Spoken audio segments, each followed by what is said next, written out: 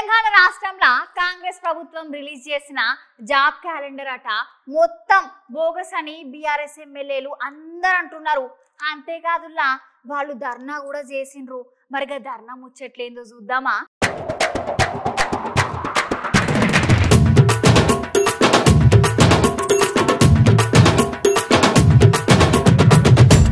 కాంగ్రెస్ ప్రభుత్వం అధికారులకు వచ్చి 8 నెలల కాలం అవుతున్నా కూడా ఎక్కడేసిన గొంగడి అక్కేనున్నది.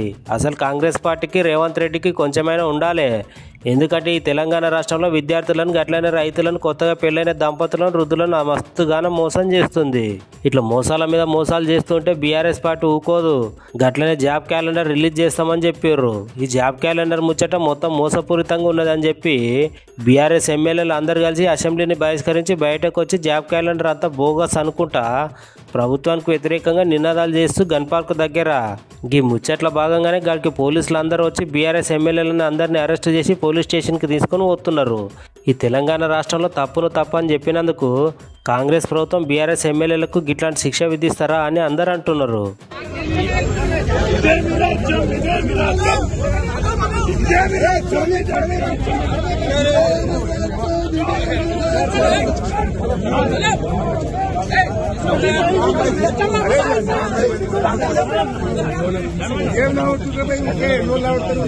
మీకోసం మేము కొట్లాడుతున్నాం. మీ తమ్ముడు ఒకరు కావాలా మేము కొట్లాడుతున్నాం.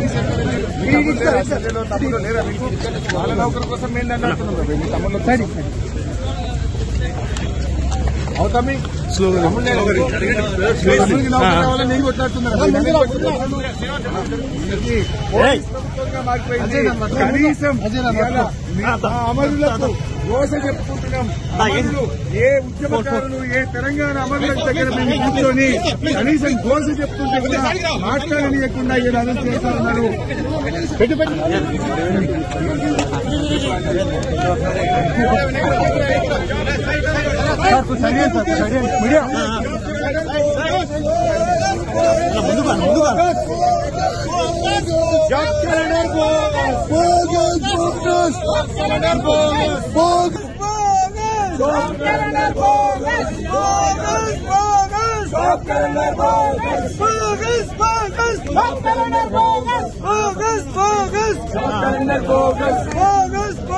Bogus!